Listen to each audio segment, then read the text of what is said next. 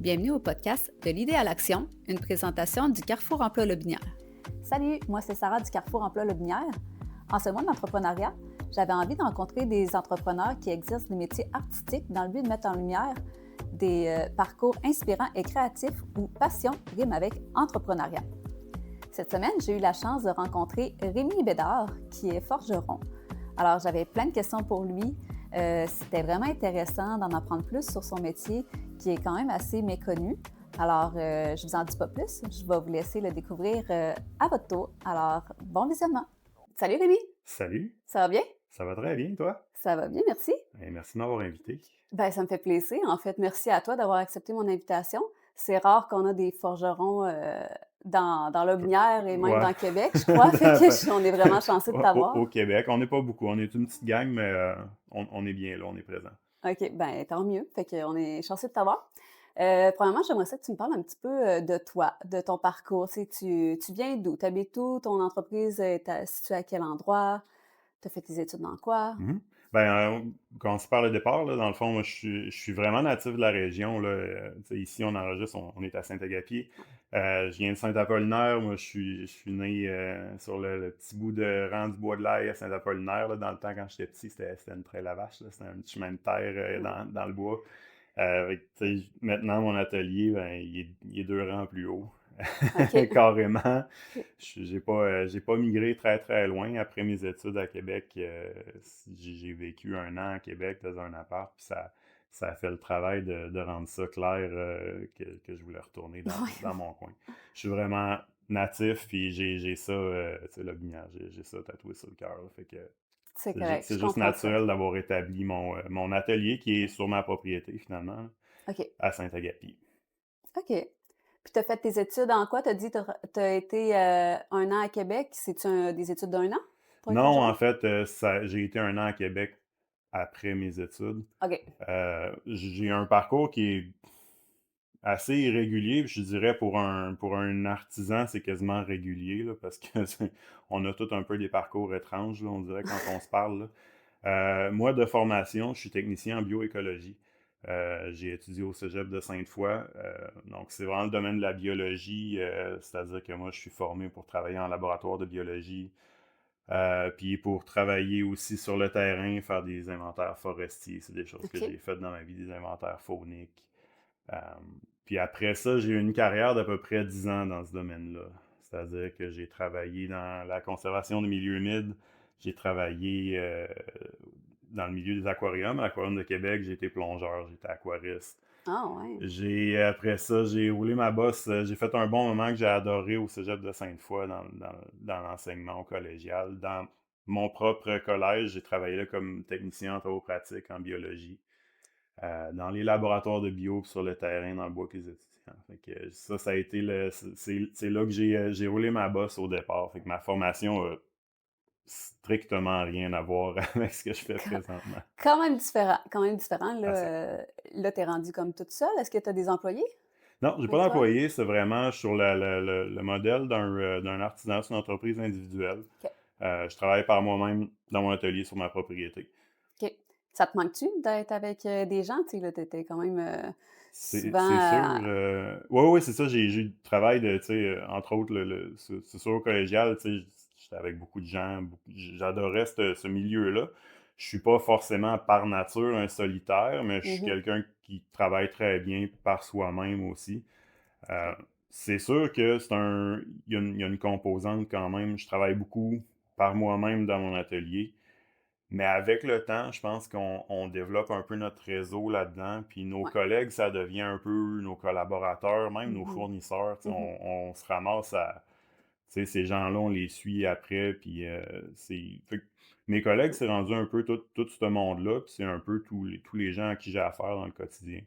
Euh, c'est un petit peu plus tranquille, mais bon, ça me convient là, en ce qui me concerne.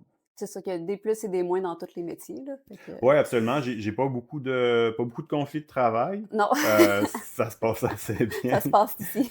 Le boss est conciliant Ouais. des fois. Fait que, non, ça va. Je m'entends assez bien avec moi-même. OK, parfait. Ça fait combien de temps que tu as parti ton entreprise, de forge? Est-ce que c'est ça qu'on dit, une entreprise de forge, on fait de la Oui. forge? OK, Oh, parfait. ouais, on peut dire, moi je dis un atelier de forge, là, Parfait. simplement, là.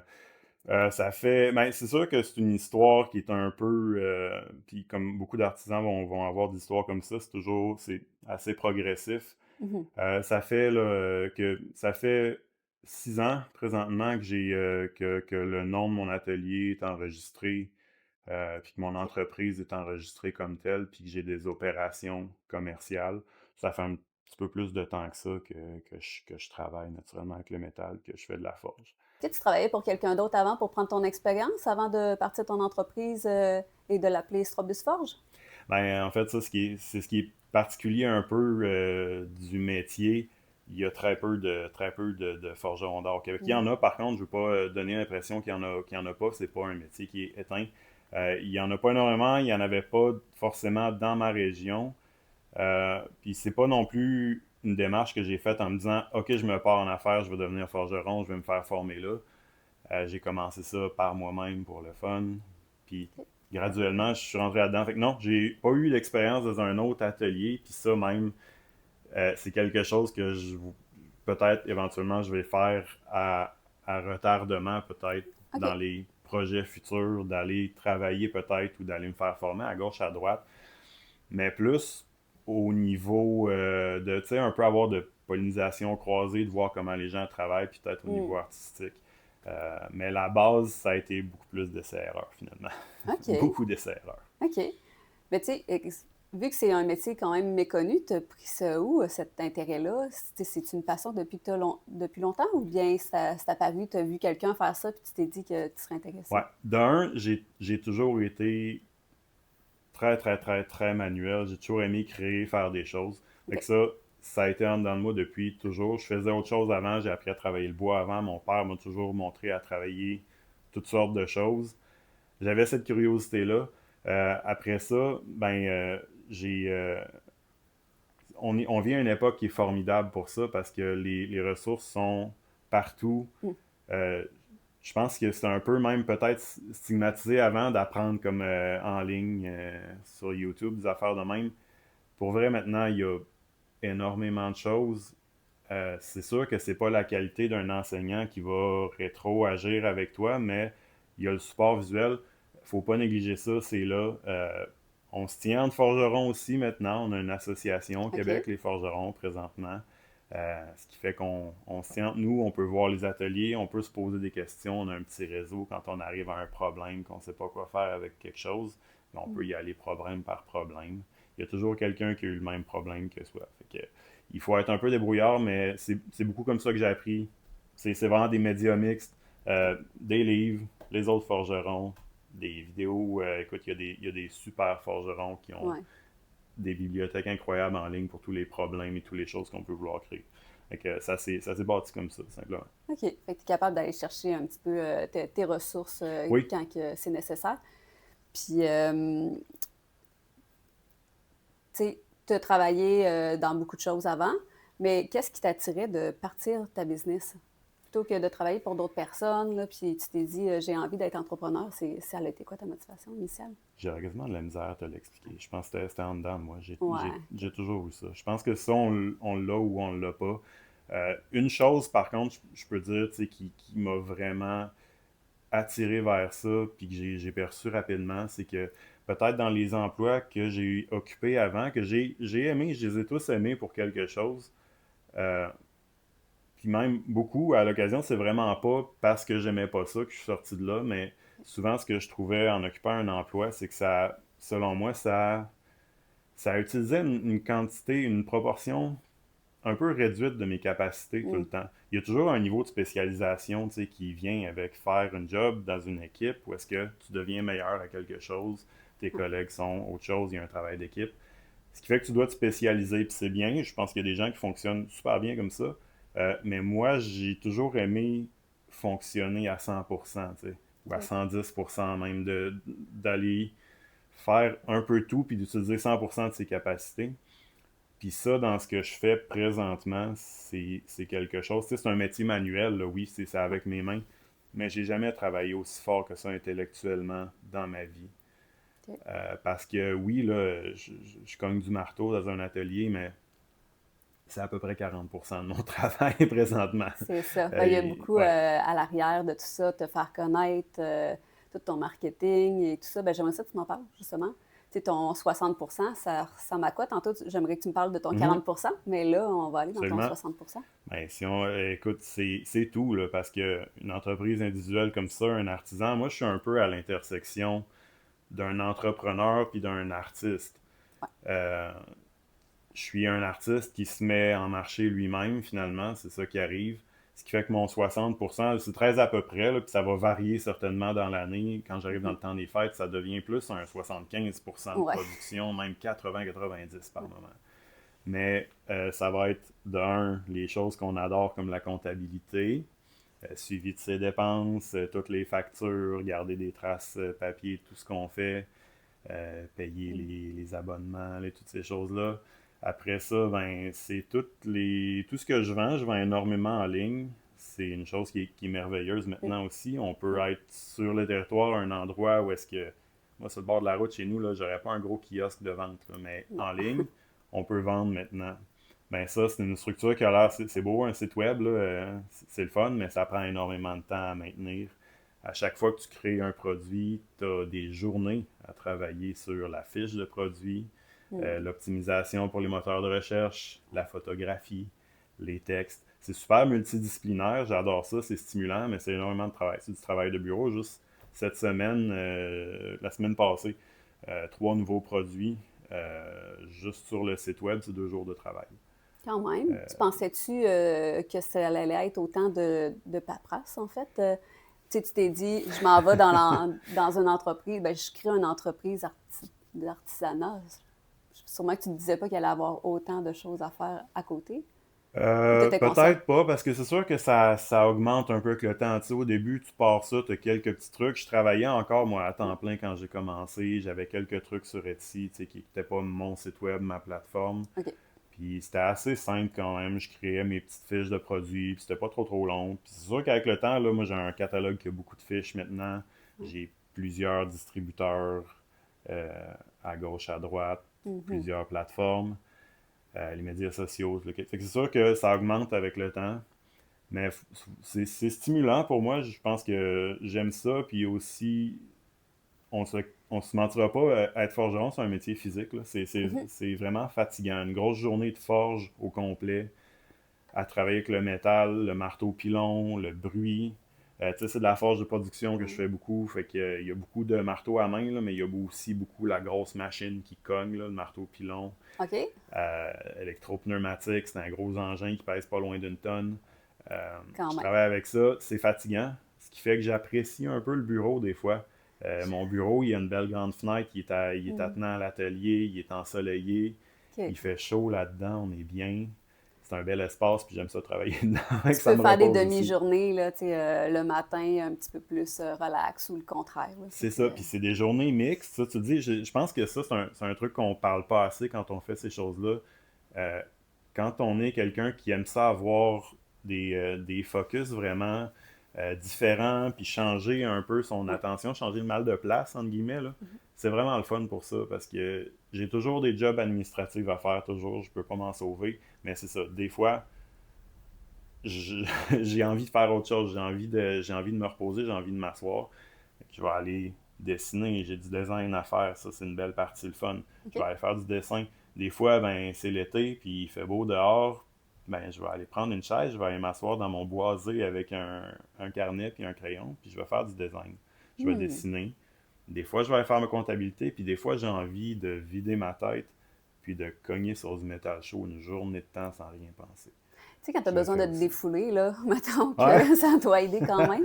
Pas en tout. Non? Non, c'est quelque chose qu'on m'amène souvent à cogner, puis tout, ça doit Non? défouler, puis non. C'est pas ça. C'est extrêmement contrôlé comme travail, comme frappe. Le travail vraiment brut de déplacement de masse de métal pour venir vraiment commencer les projets, pour placer notre métal. OK. La grosse force brute se fait avec, c'est le marteau qui fait ça, c'est le marteau pilon. Nous autres, on dit un OK. marteau, c'est un marteau pilon, c'est un gros engin mécanique. OK. Fait que c'est lui qui se défoule. OK. Euh, c'est vraiment énormément de contrôle. Puis ce qui fait qu'une journée de forge, c'est fatigant. C'est un peu le côté physique, mais c'est vraiment le côté mental, c'est la concentration. C'est Là, précis tout le c'est temps, un fait que... focus de Ouais, concentration OK. immense. Là. Tu sais, c'est Ben, tout vient sur ce que tu fais. tu sais, j'en ai vu un petit peu sur ton site Internet, Mhm. là, puis il y a beaucoup de détails, fait que ça doit être Ouais. ça, toutes les petites précisions. Tu dis, tu sais, c'est pas un travail tant rough, il y a la partie rough, mais comme tu dis, c'est plus le... Ouais, le rough, je le cache beaucoup. J'ai un C'est niveau, ça. c'est ma signature aussi, j'ai un niveau de finition qui est très élevé sur mes pièces. Puis j'essaie aussi d'avoir un produit qui est fini forgé, c'est-à-dire que j'ai la dernière chose qui va avoir touché le produit, c'est le marteau. OK. Il n'y aura pas beaucoup de polissage après, ceci dit, il y en a quand même énormément là, de petites finitions. Mais j'aime OK. ça que la signature tu sais, du procédé de forge reste encore sur le produit, qu'on voit tu sais, la trace du marteau Ouais. qui l'a touché, mais j'ai une finition qui est très soignée aussi. OK. Ben, c'est un petit peu plus loin dans mes questions, mais je suis quand même curieuse de savoir c'est Vas-y. quoi le processus, en fait, tu sais, du métaux brut au produit final, si on prend, par exemple, une louche. Ouais, En fait, j'en fais des louches, ouais, écoute, c'est incroyable. Ouais. j'avais vu sur Stoke, là, je pense. J'ai Simon, ça fabrique 1840, là, OK, eux autres c'est ça. sont depuis plusieurs années, sont avec moi. OK, Euh, c'est là, j'avais vu ça. ouais, Ben, ouais, c'est quoi le processus? Écoute, c'est vraiment un produit qui est créé de la base. Ce qui rentre, moi, mon intrant de matériaux dans l'atelier, c'est des barres de métal, souvent de la barre ronde. J'achète ça à un fournisseur d'acier local ici. C'est vraiment quelque chose qui parle pas. C'est des feuilles de métal, c'est des barres rondes. Puis après ça, je vais vraiment modeler ces matériaux-là par chauffage. Donc, c'est de la forge. OK. C'est de la forge libre en matrice ouverte, c'est-à-dire qu'il n'y a pas de moule, il n'y a OK. pas de forme qui vienne répéter notre objet de façon automatique. Tout est Hmm. travaillé soit avec le marteau à main sur l'enclume ou dans le gros marteau pilon, mais c'est juste un peu le même principe, mais avec beaucoup plus de puissance. Fait qu'ils sont toutes différents. Toutes semblables, mais Tout est toutes un peu légèrement différents. différent. Puis dans, Hmm. mettons, la fameuse louche, il y a un seul moment où je prends une mesure là-dedans, c'est quand je coupe la barre de métal au début. OK. Il va avoir, pour ton manche, il va avoir un 7 pouces d'acier rond, une demi. OK. C'est le seul moment où je mesure. Après ça, c'est des proportions, c'est visuel. Oui, j'ai des gabarits, là, je sais à quelle longueur je vais l'allonger. Mais OK. c'est le seul moment où je mesure, puis après ça, tout est façonné en matrice ouverte ou avec le marteau à main. Puis OK. tout est chauffé et modelé un peu comme on pourrait modeler de l'argile ou de la pâte à modeler. Mhm. Le métal ne fond jamais dans le procédé de forge. Ça devient de la fonderie. C'est un autre métier. OK. Moi, Il c'est devient toujours rouge, rouge, façonné. rouge, puis après ça, tu peux le mêler à la forme que tu veux. C'est ça, on monte même plus chaud que le rouge. On dit rouge. L'image, c'est le fer rouge, là, mais moi, c'est du fer jaune. Là. OK, ouais. C'est à Ouais. peu près des environs de 1000 degrés Celsius, là, si on veut faire ça simple. T'es-tu déjà brûlé? Quelle Quelquefois. journée je me brûle pas, c'est plus Ouais, la c'est ça, question. OK, ça. Non, T'as pas mais l'air trop cicatrisé. des grosses brûlures sévères, ça m'est jamais arrivé. OK. Des petites brûlures, c'est constant. Je dirais que souvent, c'est un peu impressionnant niveau brûlure. On a l'impression qu'on est exposé à un risque extrême. Mais les gens qui travaillent en cuisine, par exemple, Hmm. sont beaucoup plus exposés à la brûlure que moi. Je te vois. Parce qu'eux ont des huiles chaudes, de l'eau chaude, de la vapeur. Les brûlures humides, c'est terrible. Hmm. Nous, c'est des brûlures sèches. Les OK. brûlures sèches, c'est souvent des très petites surfaces euh, en contact avec la peau. C'est pas très conducteur, ce qui fait qu'on se fait toujours juste des petites brûlures au final. OK. C'est rien de, j'ai jamais eu rien de très très sévère. Là. OK. Puis là, j'ai divagué un peu, mais pour revenir, là, fait que tu attends que le métal soit chaud, chaud, chaud, puis après ça, tu peux former un petit peu à ta guise. Ouais, dans le fond, c'est notre feu de forge qui va monter la température du métal. Le métal va acquérir une plasticité assez élevée quand même, qui est, disons, à peu près à température, qui est à peu près celle de l'argile, un peu dure, plus OK. dure un peu que l'argile quand même. Puis on a un temps après ça pour travailler ça pendant qu'on a la chaleur. Puis les opérations vont être en fonction de la chaleur qu'il y a dans le métal. On va travailler pour déplacer la masse du métal, pour l'étirer, pour faire OK. nos grosses opérations qui paraissent beaucoup. On va prendre la grosse chaleur pour ça, on va prendre le jaune pour ça, ou même le blanc quand on travaille encore plus chaud. OK. Puis après ça, le métal va refroidir vers le orange, vers le rouge, vers le noir. même au noir, quand c'est encore chaud, on peut encore travailler, mais là, on va faire de l'aplanissage. On va enlever les traces de marteau maladroites qu'on a laissées. OK. Puis ça dure combien de temps, le moment où ça devient noir, justement, tu sais, que tu peux encore travailler ta Ça va pièce? dépendre de la taille de la taille du bloc. Si je travaille sur une tête de marteau, d'un marteau de 2 livres, mettons, c'est un bon bloc de métal, ça peut durer 2 minutes, 3 minutes. Ce temps-là, si je travaille sur une pièce d'un quart de pouce d'air de section, euh, c'est 30 secondes. C'est Quand même même vite. 25 secondes, ça dépend. Le fait de travailler avec le marteau aussi, la déformation du métal entretient la chaleur. Ça dépend OK. comment on travaille aussi. OK. Fait que, t'en as-tu eu souvent, mettons, des erreurs ou à ce jour, là, ça fait quand même 6 ans, mais est-ce que ça t'arrive encore de tromper puis de recommencer une grosse pièce? Presque tous les jours. Presque tous les jours aussi, mais C'est... tu peux la refaire fondre, Non. non? Non, comme je t'ai dit, il n'y a rien qui fond. Ah, Donc, ouais, ça refond pas. des Ouais. fois, on peut récupérer les matériaux, surtout si on forge trop, si on amène notre pièce trop petite, Hmm. c'est un peu fini, là. Fait OK. je génère quand même beaucoup de rebut de métal, mais tout ça est recyclé après, là. Mais justement, c'est des recycleurs qui vont faire refondre ça, puis moi, je vais racheter. Ils donnent le prix du fer, puis je rachète des matériaux. OK. Oui, les erreurs, c'est une partie intégrante du travail. J'ai des produits que j'ai développés qui ont été difficiles, qui ont été longs à développer, que j'ai pu en faire 60-70 exemplaires ratés avant OK. d'arriver à une version finale qui fonctionne. C'est vraiment du SRA. Fait que tu as quand même une grosse marge de perte dans ton entreprise. Est-ce que tu sais un pourcentage, mettons, de perte? Ah, c'est pas quelque chose que j'ai calculé. La grosse perte là-dedans, c'est le temps de le faire, OK. mais on peut pas le calculer comme une perte à 100% parce que c'est comme ça qu'on apprend. C'est ça, c'est C'est un l'apprentissage. frais de formation qu'on va dire ça. Puis Ouais. les matériaux, c'est tel que tel. Le matériau de base, c'est sûr qu'il y en a des plus chers que d'autres. Les aciers d'outillage pour les haches, ces choses-là, les objets tranchants. OK. J'essaie de faire plus attention, c'est vraiment dispendieux. OK. Les métaux non ferreux, c'est plus dispendieux, mais le fer comme tel, là, c'est pas très très dispendieux. Les erreurs, on peut se les permettre quand même. C'est un OK. investissement, disons. OK. J'aime ça entendre ça. C'est de l'investissement. Ouais. Ça ressemble à quoi tes produits? C'est quoi tu vends? Puis c'est qui pas les fournisseurs, mais c'est où tu les mets en vente? Il y a ton site Ouais. Internet, mais tu as dit que tu faisais affaire avec Simmons aussi. Ouais. Il y a sûrement d'autres places. J'ai plusieurs avenues. Pour commencer sur le produit, première partie de ta Ouais. question rapidement, c'est beaucoup outillage, quincaillerie, tout ce qu'on peut mettre dans une maison, OK. de petite, moyenne taille, disons. As-tu des Puis exemples? présentement, la quincaillerie, je travaille pour en faire un peu de l'expansion, là. C'est des crochets, là, j'ai des rails, des rails pour accrocher des outillages, des outils de cuisine, OK. des outils pour le feu, que je suis en train de développer présentement en collaboration. Sinon, dans la quincaillerie, c'est vraiment beaucoup dans le crochet, les équerres, les choses comme ça. C'est pour OK. un peu le tous les jours. J'ai des produits standards, puis j'ai des trucs que j'ai fait sur commande. OK. Puis énormément d'ustensiles de cuisine. J'ai commencé avec ça. Ouais. Puis ça a vraiment collé. Fait que ça, c'est vraiment la partie 1 là, des spatules, des louches. Là, j'utilise toutes sortes de matériaux, les inox forgés, les inox travaillés à froid, du cuivre là-dedans. Je travaille toutes sortes de choses. Fait que ça, c'est un peu présentement mon domaine, mon range de produits. Je travaille toujours à faire de l'expansion. Je veux un peu plus pousser peut-être vers le quincaillerie moyenne et peut-être même petit mobilier à l'avenir. OK. C'est vraiment en développement. J'ai vraiment une base qui permet de payer les billes, là, parce Ouais. que c'est important. Les produits de la cuisine, ça se vend très facilement, très bien. Fait que ça me permet d'opérer l'atelier, puis après ça, je peux pousser vers le développement d'autres choses.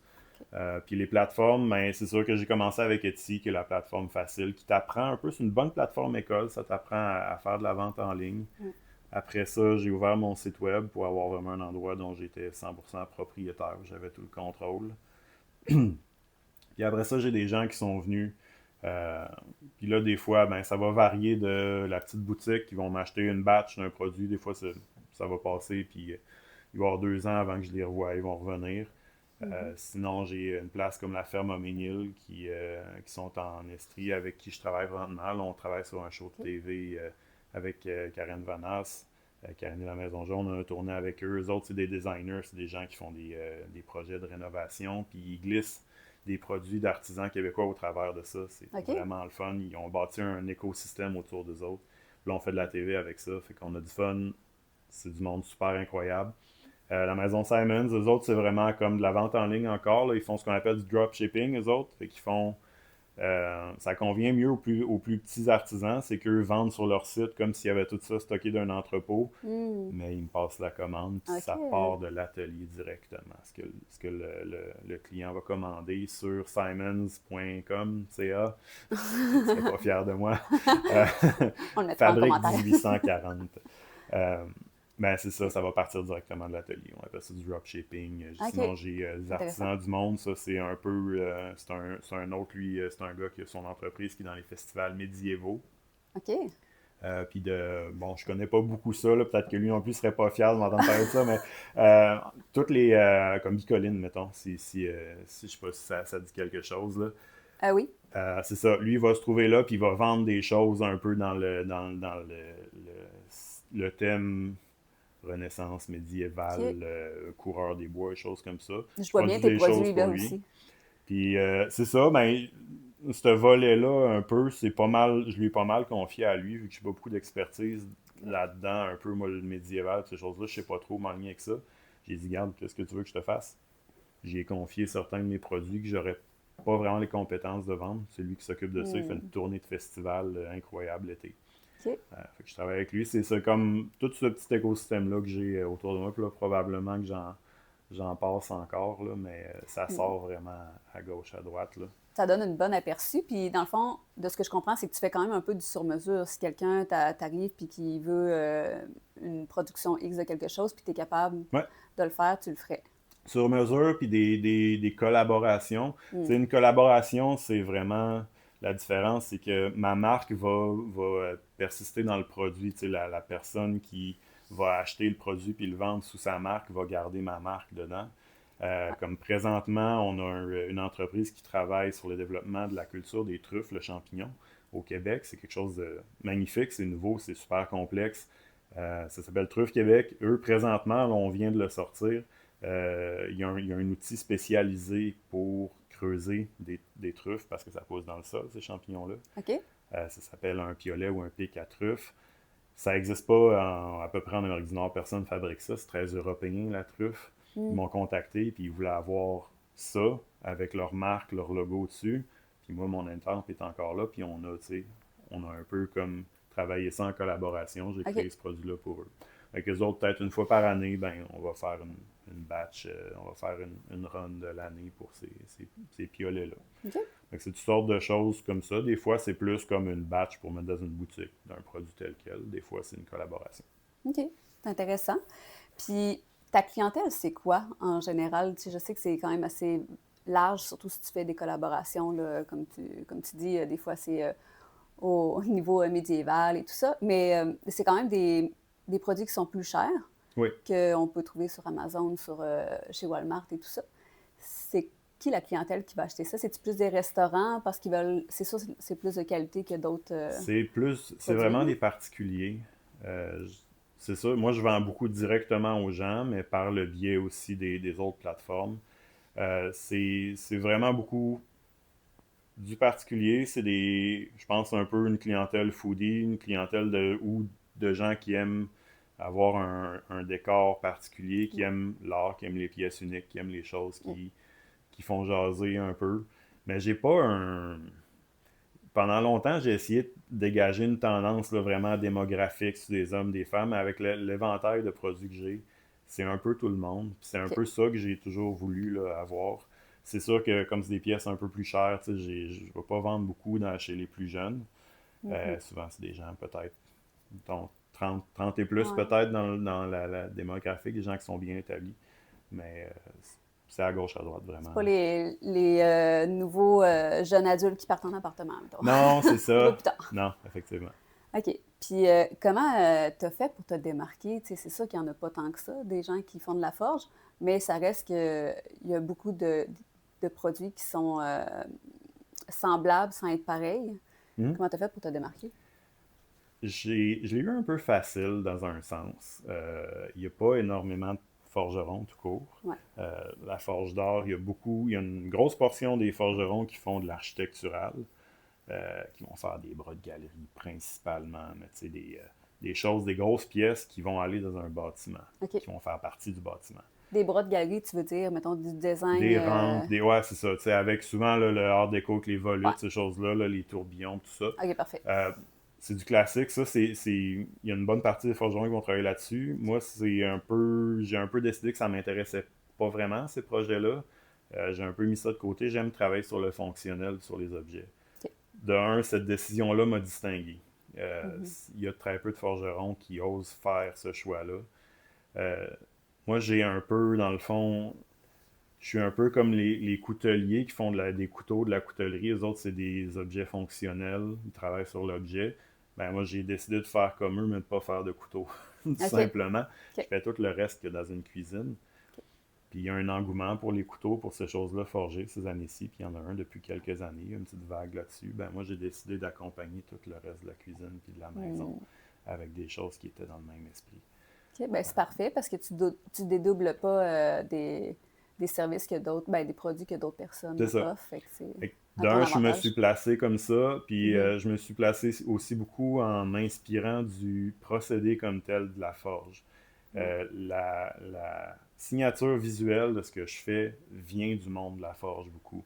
Il y a des choses, tu sais, j'ai beaucoup de produits dans lesquels il y a des grands trous qui font, qu'on appelle du dérivage, là. Dans le fond, c'est de poinçonner un trou à l'intérieur d'une barre de métal, puis d'étirer le trou vers l'extérieur, un peu comme les grosses boucles d'oreilles de punk. OK, OK. Même principe, mais là, c'est du métal, on le fait à chaud. Puis ça, c'est quelque chose de phénoménal parce qu'on peut percer un trou d'1 pouce dans une barre d'1 pouce de large. On va la faire ouvrir sur les côtés. C'est impossible de faire ça autrement que par la forge. Ah, Toutes ces OK. petites choses-là qui ont une signature visuelle forte, unique à la forge, j'essaie de les attraper puis de les mettre dans mes produits. Ça crée un visuel qui, par nature, est unique. Puis comme je suis seul un peu dans cette niche-là, ben, j'ai un visuel qui est très, très rare, très, très, très unique, qui est différent. Euh, Puis j'ai aussi beaucoup l'influence là-dedans. J'aime un peu le côté industriel, mais qui est un autre industriel qu'on connaît pas. Quand on pense industriel, on pense à du mécanique sans trop de vraiment comme la fonction avant la forme. Euh, L'influence industrielle que j'ai dans mon travail, c'est l'industriel du début de l'ère industrielle. Il y a un moment là-dedans où est-ce que, quand l'industrie commence dans l'histoire des années 1800, là, on a des artisans qui travaillent dans des ateliers, qui rentrent dans des usines. Il y a ce moment-là qui n'existe pas longtemps dans l'histoire où les artisans ont produit les machines des usines. Les artisans ont opéré les usines pendant un temps, puis après, c'est devenu des ouvriers d'usine. Mais cette époque-là, là, quand on regarde les outils qui se faisaient dans les usines, là, ça n'avait pas besoin d'être beau, ces outils-là, ces machines-là, les vieilles usines de textile, là, leurs machines sont hallucinantes.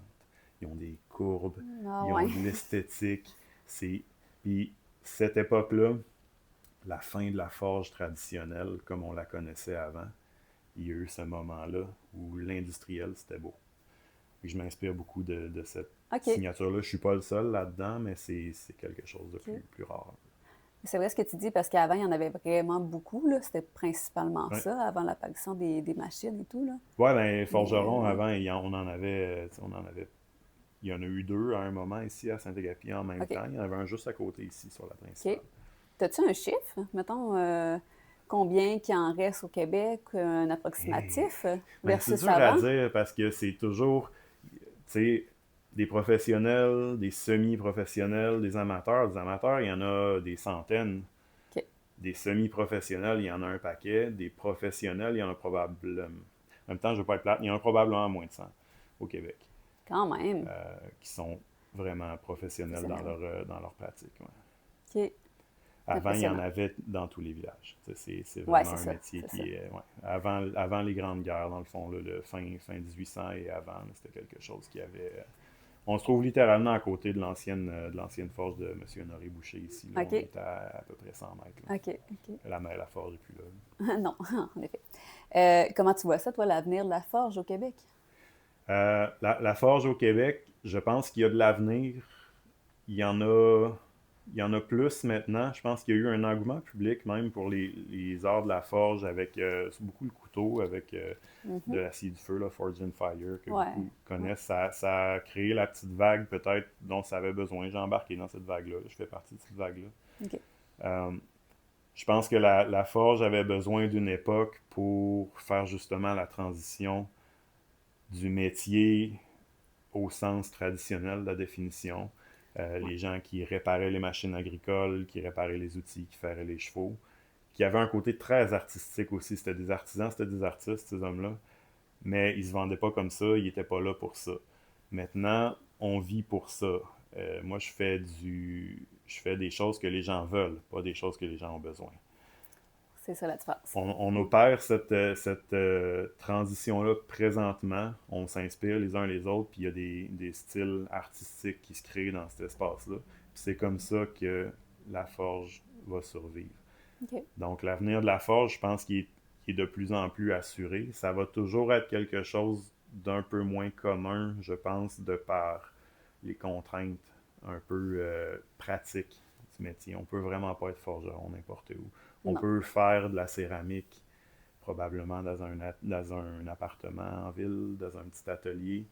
La forge, c'est bruyant, c'est ça. Ça c'est prend des machines aussi, que ça prend des c'est grosses gros, là. machines, on peut pas, j'ai pas de voisins, je pourrais pas en avoir. Ah ouais. Ben, c'est sûr qu'entendre un C'est- gros coup de marteau, ça peut ouais, être tannant un petit peu, faudrait hein. que je sois sinon dans un parc industriel. Là, Ouais. j'ai la chance de faire ça en campagne, dans un endroit où je Mm. suis isolé, mais Puis, c'est difficile. ben, je pense à ça justement, tu sais, c'est quand même des gros outils et tout ça. Ça prend quand même un certain financement pour se partir en affaires. Est-ce que tu as dû aller chercher du financement dans une institution financière? Ça l'équivaut beaucoup d'argent ou pas tant que ça? Ben, c'est toujours relatif, là. Je pense je me suis pas parti non plus une manufacture là, où on a besoin d'1 million tout de suite C'est au vraiment assez départ. petit, t'as On peut grossi. progresser un peu dans ce qu'on fait, rajouter les outillages à mesure, puis Mhm. développer de nouvelles choses. Moi, ça a été mon processus à moi. Comme j'ai commencé même à vendre alors que je travaillais à temps plein comme chargé de projet ou comme technicien en travaux pratiques, OK. euh, j'avais déjà, moi, mon roulement était assuré. J'avais pas besoin de ces produits-là pour vivre. Ce qui fait que pendant un bon 2 ans, chaque dollar que je faisais avec ça, je le plaçais. Je le mettais de côté. Euh, Puis même, tu sais, je faisais un peu de l'investissement dans le sens que je me repayais même pas mes dépenses. Je veux dire, j'en avais pas besoin. Je pouvais prendre tout ce qui rentrait de ces ventes-là puis le mettre de côté.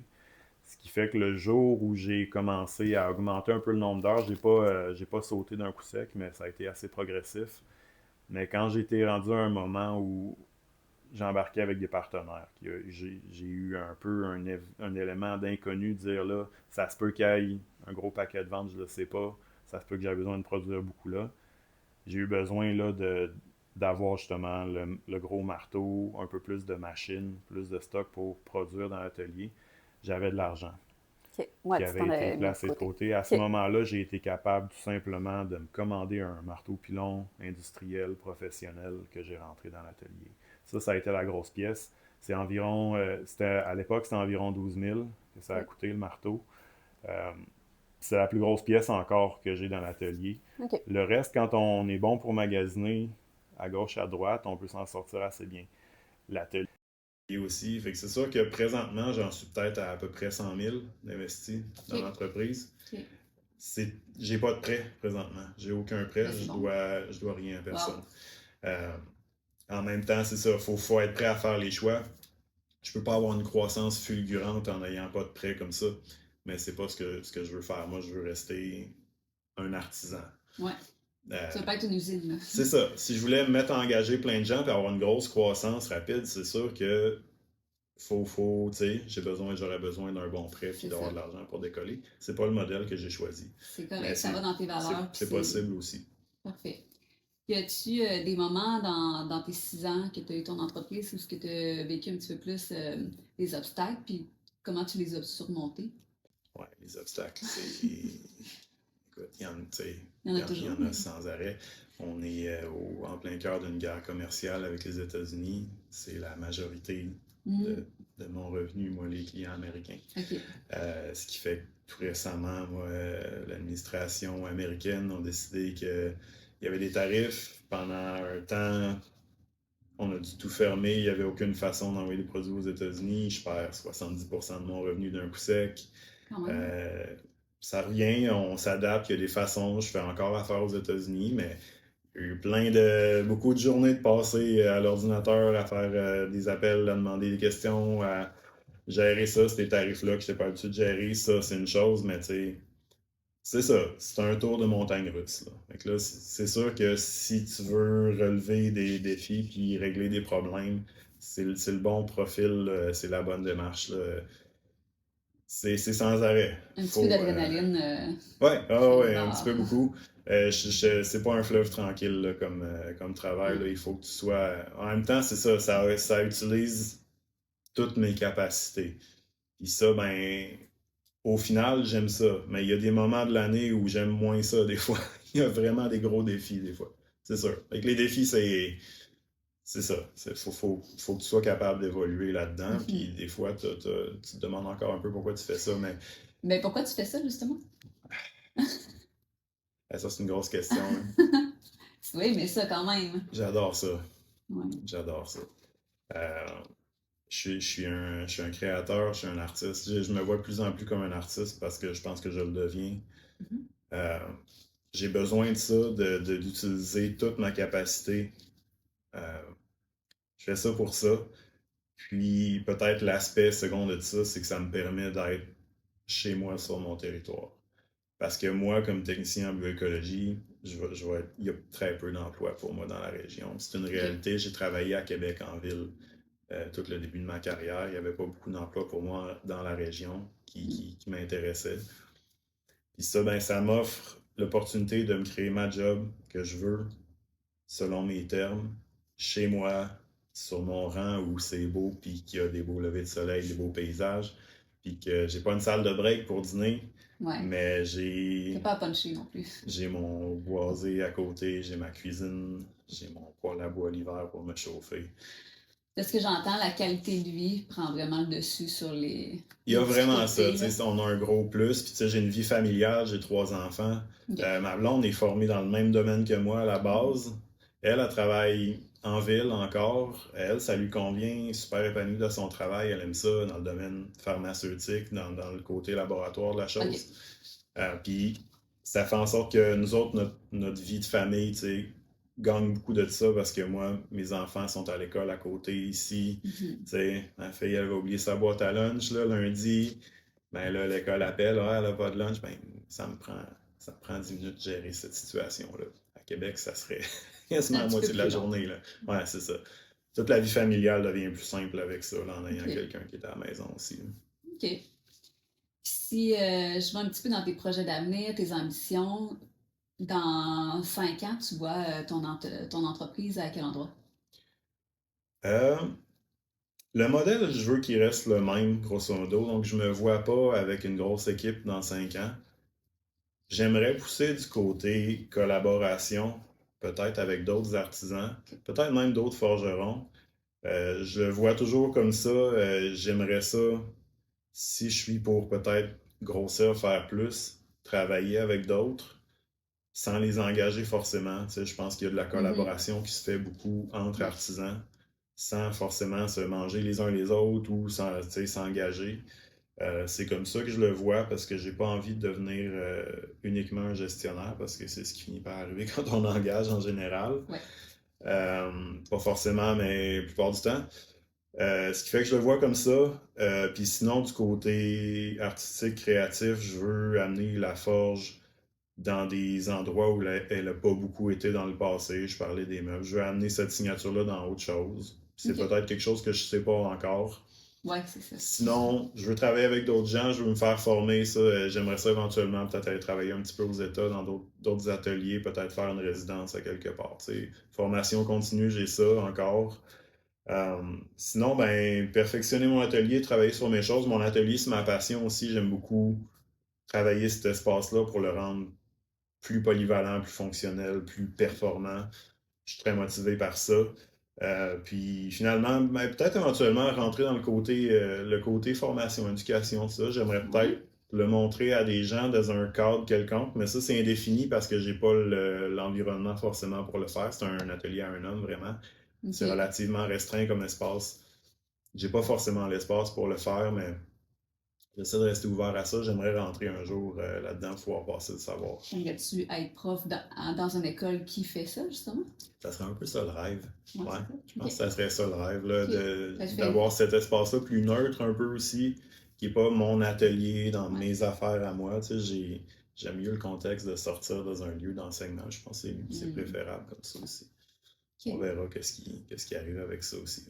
OK. Puis si tu avais un jeune là, qui a écouté le podcast, puis il s'est dit ça m'intéresse, moi, la forge, puis j'aimerais ça devenir forgeron, ça serait quoi ton conseil que tu aurais à lui donner pour se lancer dans ce métier-là? Ben, naturellement, il y en a plus qu'un. Un conseil, Des conseils. ouais, d'un, il peut m'appeler. OK, parfait. Ça, c'est le premier conseil que je lui donne. Il peut m'appeler moi, mais il peut appeler Jacques Galland à Montréal pour donner un nom, Pierre Nadeau qui travaille avec lui, Jérémy Yel qui est coutelier d'or au Québec. Il y a plein de noms. Ils sont faciles à trouver maintenant par l'association. On peut s'inviter, on peut aller voir chez des gens. Ça, c'est une première chose. Il y a beaucoup de ressources en ligne, des livres, tout ça, c'est là. Mais après ça, un autre conseil, ben, c'est de le faire. C'est l'action qui va t'amener là. Il faut le faire. Il faut rentrer. Il ne faut pas attendre d'avoir l'idée parfaite, le projet parfait, le contexte parfait. Il faut commencer. Il faut commencer tout de suite. Il ne faut pas attendre. On commence, on fait quelque chose, on le fait où est-ce qu'on peut le faire avec ce qu'on a pour le faire. Puis on part de là. Puis aussi, des fois, je pense que surtout si on parle à un public qui est peut-être pour qui un parcours académique un peu plus long ou plus traditionnel, c'est pas forcément ce qui te tente le plus. T'as pas envie de faire encore 10-12 ans à l'école. Je te dirais que faut pas se sous-estimer, puis c'est pas parce que l'école te tente plus ou pas beaucoup que tu n'aimes pas apprendre. Je pense que j'ai été à cet endroit-là dans ma vie où je pensais que, tu sais, peut-être que l'école j'aime ça, mais tu sais, le contexte est un peu rigide, j'aime pas ça, c'est parce que ça doit être parce que j'aime pas apprendre. Mais c'est pas ça, tu sais. J'ai découvert que moi, je vis de ça, l'apprentissage. Je dois être là-dedans constamment. Ce qui fait que si t'es rendu là dans ta vie, c'est pas que t'aimes pas apprendre, donne-toi la chance d'apprendre différemment, mais il faut que tu sois prêt à relever comme les défis. Mais quand tu as la passion, les défis, ça devient stimulant. C'est quelque chose d'autre. Ça se fait naturellement, en fait. Il y a toujours des moments plates, là. Mais il y a des moments de fun aussi. Ça passe, puis les moments plates, ben, ils font en sorte que quand ça débloque, ben, c'est quelque chose.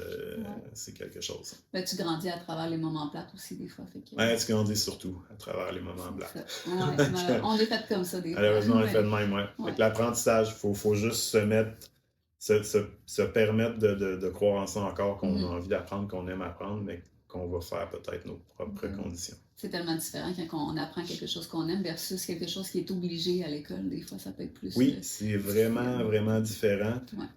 Ceci dit, souvent on dit, il y a un peu comme un dicton de, tu sais, fais ce que tu aimes dans la vie, puis tu n'auras plus jamais à travailler un seul jour. J'ai jamais trouvé que c'était vrai. Ouais, moi non plus. J'aime ce que je fais, mais je travaillais des matins que ça me tente pas. C'est sûr. Mais c'est de persévérer là-dedans, c'est là qu'on trouve la joie, puis ça arrive à un moment donné, puis on finit par s'épanouir là-dedans. Faut juste être... il faut être discipliné un peu, tu sais, faut passer par là. Tout à fait. Ben, sur ces belles paroles motivantes, c'est déjà terminé. Fait que merci, c'était super inspirant, super intéressant aussi. J'ai appris beaucoup à connaître sur le métier puis à te connaître toi aussi. Fait que merci de nous avoir offert cette possibilité-là. Ça fait plaisir. Je suis là pour rester sur le territoire. Super. S'il y a des gens qui veulent me contacter, je suis disponible. Parfait. Ben, merci beaucoup. Bonne journée.